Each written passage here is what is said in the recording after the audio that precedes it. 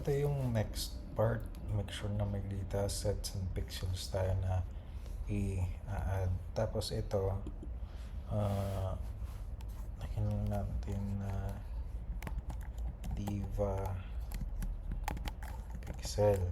Okay, so diva pixel. Create tayo. Okay. Buksan nga mo dito, diba? Okay, so ngayon, kung may ads manager sa ad accounts, sa pixels may events manager. Okay, gets mo yan? Diba, sa ad accounts, nag-create tayo ng isang ad account. Oo. Tapos yung paggamit ng ad accounts nasa ads manager. Yes, oo, tama. Okay. So, yung pixel, meron tayong events manager naman. Gets. Okay. Okay. Katulad ng paggamit ng page, parang iba yung pag-manage sa page, diba? Oo. Okay, sasabihin ko para I'm sure ka naintindihan ko. Sa loob ng Pixel, may events manager. Doon nagsiset up ng ads sa events manager. Nag-create. Hindi tayo nag-create ng ad sa events manager. Nagsiset up lang tayo ng pixel. Okay. Kasi pang track nga yan. Pan-track lang to. Okay. Okay. So, ito, we're gonna go to events manager. But before that, I think kailangan muna natin siya i-connect sa ad account para makikita natin. So, ito, i-connect natin yung assets, other business assets, tas ad account. Ba ito? Puro JSON. Yan. Ito na lang. Yan. Yes. Zenithia. Yung ninakaw. Yan ba yan? Di, pinangalan ko lang sa kanila. Okay. Alright. So, ngayon nakapasok na tayo. Refresh ko lang to.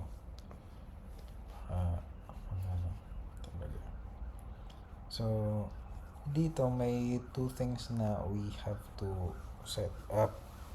Okay? Paano ba? Forward. So, make it easier. Okay. So, now na may ano tayo, ito na yung pinaka-events manager. Yung pinaka-events manager. So, yung dalawa na isa-set up natin is si Metapixel muna, tapos si Conversions API. So, si Metapixel, yun yung talagang yung main na tracking code. Si Conversion API, maraming beses kasi na pumapalya si Metapixel sa pagtatrack. So, need niyan yung help ng Conversions API. So, since si Metapixel parang sa cookie browser lang yung pagtatrack niya, sometimes hindi accurate. So, kailangan i-ano natin ng Conversions API kasi yung Conversions API nanggagaling siya sa cloud server. So, sa server mismo ni Facebook Pixel. Alright? So, isa-set up muna natin si Metapixel, tapos install code manually. Okay? So, once nandyan, first, kakopy natin tong copy code.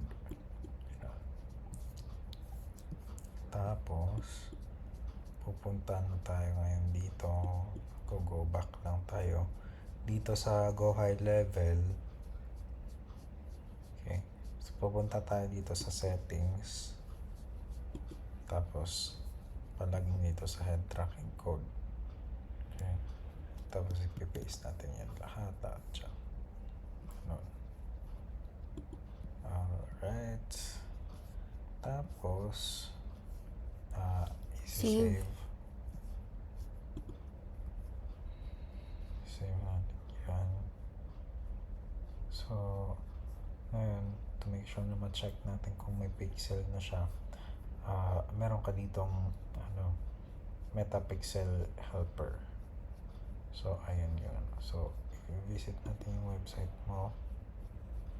Landing page. So, ayan. Nag-green. May 1. So, ibukas ko to. 1 pixel found on Diva Digital's page. So, gumana. Yung pixel na yung website natin. Okay. So, ayun. Now, yung next thing na we will setup is yung ano, tawag nito,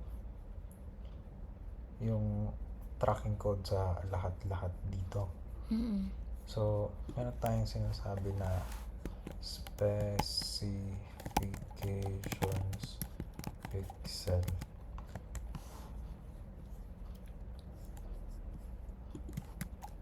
Meta. Yan. Specifications for metapixel standard events. Okay. So, dito, pasok tayo. Then, ayan yung mga other na code na ilalagay natin. So, for all of yung Leads. ginawa natin, hindi leads yung anuhin natin. Itatrack. Itatrack. So, Ano? home, tapos initiate, checkout itong tatlo, online course, solo plan, team plan. Tapos, gagawa tayo ng isang thank you page sa lahat-lahat sa kanila. Okay? Tapos, Hindi, itrack mo na lang yung mga nag-avail ng team plan, solo plan, kaya nga, online course. itatrack natin lahat-lahat. So, magsa-setup din tayo ng isa-isa kasi dapat malaman natin kung ang tawag nito, kung ano yung in-avail nila. Kasi, pwede natin gawin na may purchase event tayo na puro sa team plan yung yung kinuha. Tapos yun yung gagawin natin lookalike audience para puro team plan yung nakukuha natin ng mga clients. Okay? So, later on, i-set up natin siya isa-isa. So, check kung anong naman ito. Right, dito muna tayo.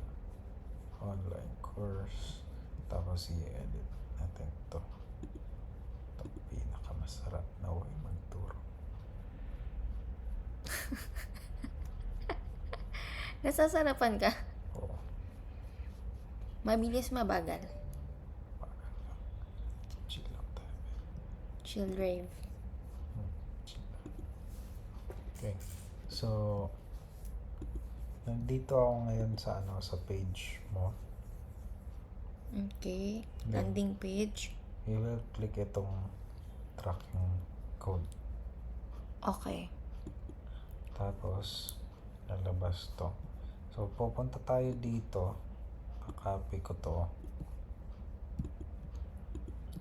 Tapos, bago ko siya i-paste, I will write something called script tags. So, script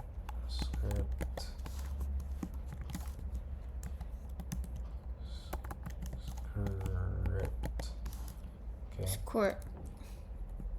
So, para saan ba tong script? So, itong script na mga tags, yan lang yung the way na malalaman ni website kung anong nilalagay mo dyan. So, i-save ko siya, tapos papakita ko lang yung view page source. So, as you can see, ayan, may script siya ng HTML, may script siya ng doctype HTML. All the rest of this here is puro Codes na. mga JavaScript yan. JavaScript ba yan? So, ayan, may div dito na open tag, tapos may div close tag. So, ito yung pinaka-ending ng HTML. So, ayan lang yan. Alright. Okay, so, next, publish ko na siya para matrack sa Facebook na ito, initiate checkout din. Update SEO, hindi mo ba ina-update? Hindi, may SEO na yan. Ganon. Si Ate Loli tawag ng tawag. Nalagyan na natin dyan ng content eh. Lagyan na natin.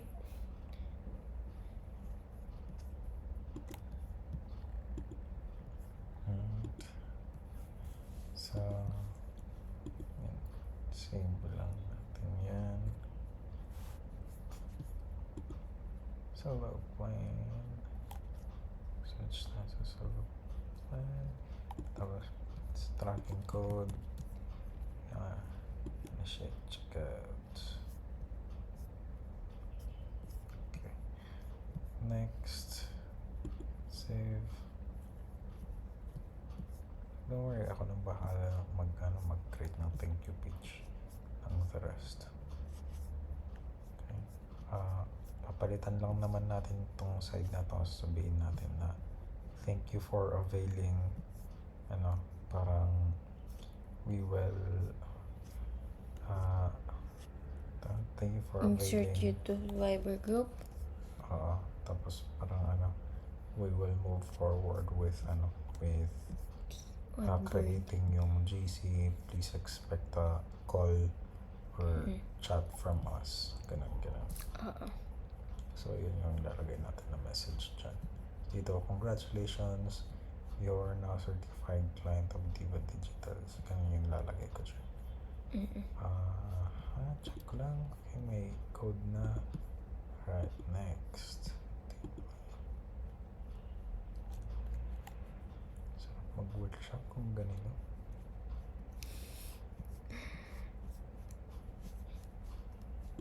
Isang video lang yung ad, yung inedit ko kanina.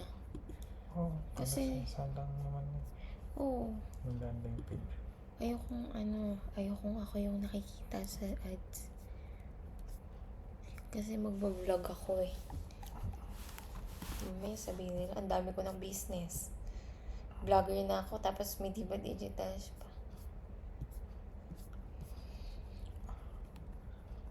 Okay. So, lagay na natin lahat dyan.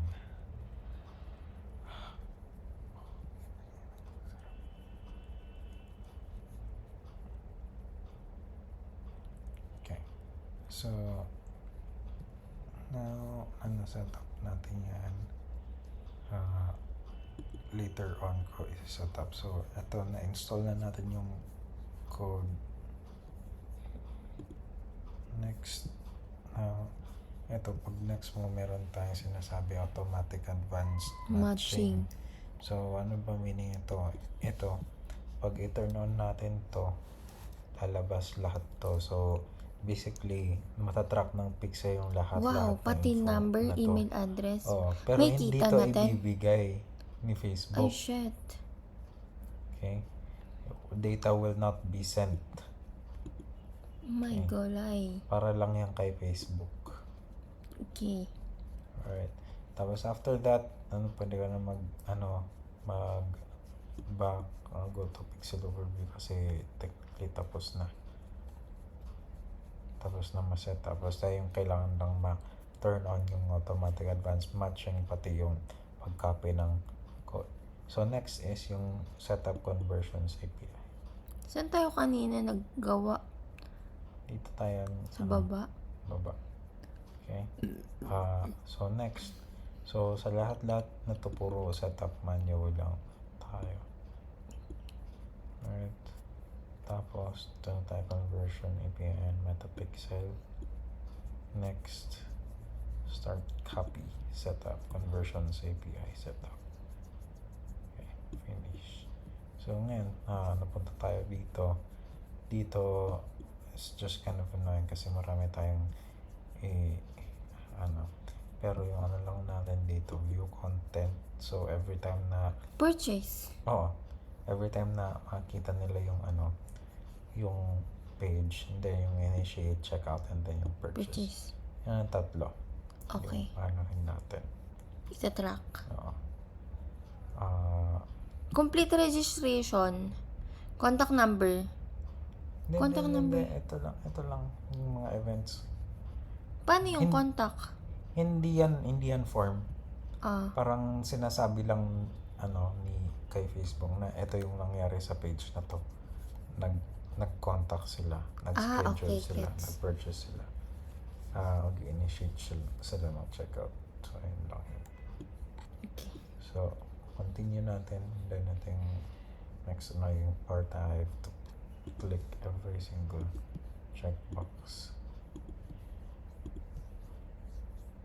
This is a mess if you have every single one checked kanina. Kasi gagawin mo to paulit-ulit sa lahat na yun. Okay. Sa initiate checkout pa lang yan. Ito pa.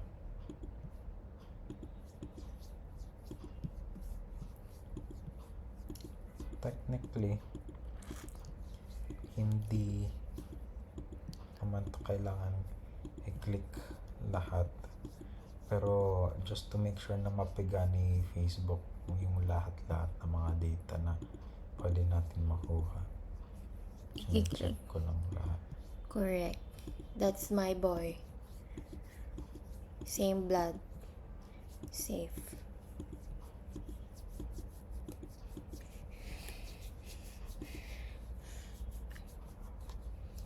Masakit?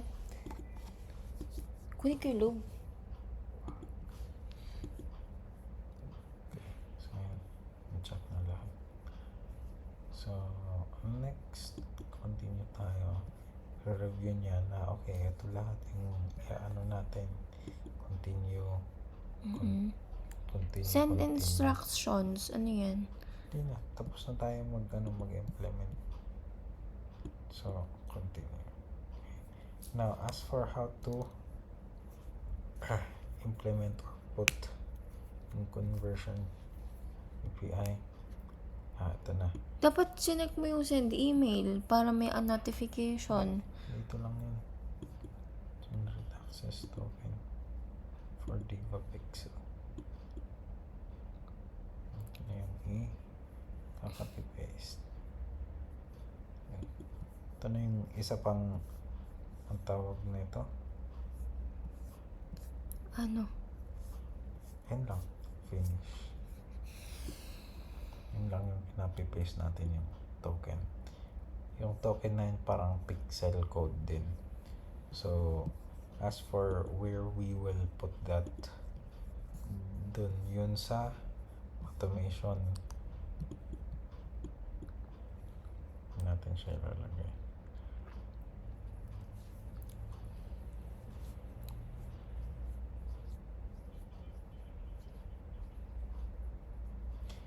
Isip ko technically pwede natin gawin na isang thank you page lang sa lahat. Tinatamad ka na naman.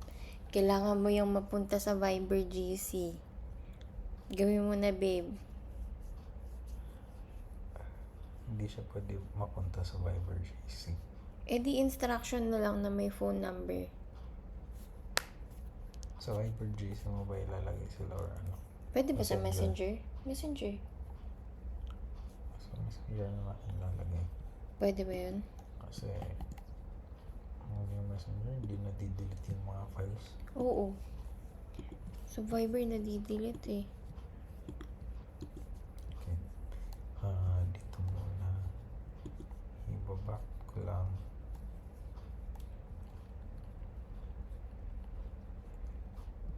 Tapos clone fund step. So we will be making a mga purchase confirmation ng mga page. Team plan TY. Pabagayin ko lang yung dito.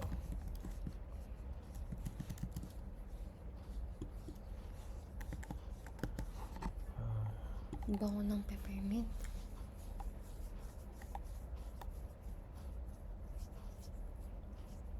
Gosh. Okay, so but if you can suck me as well. Bawal. But no.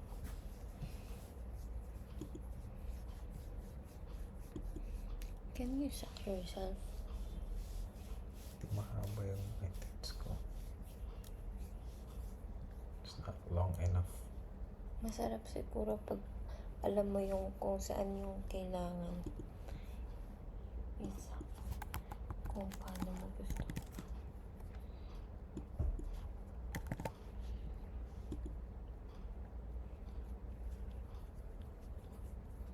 Maganda na ba yan?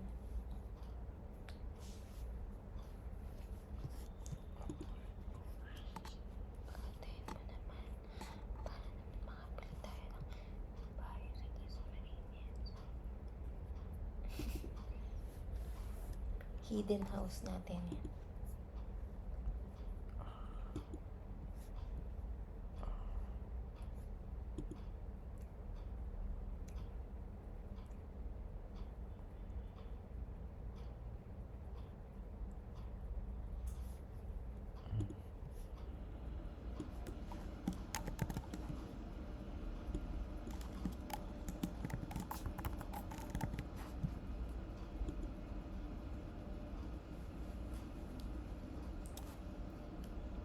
Yung Grab.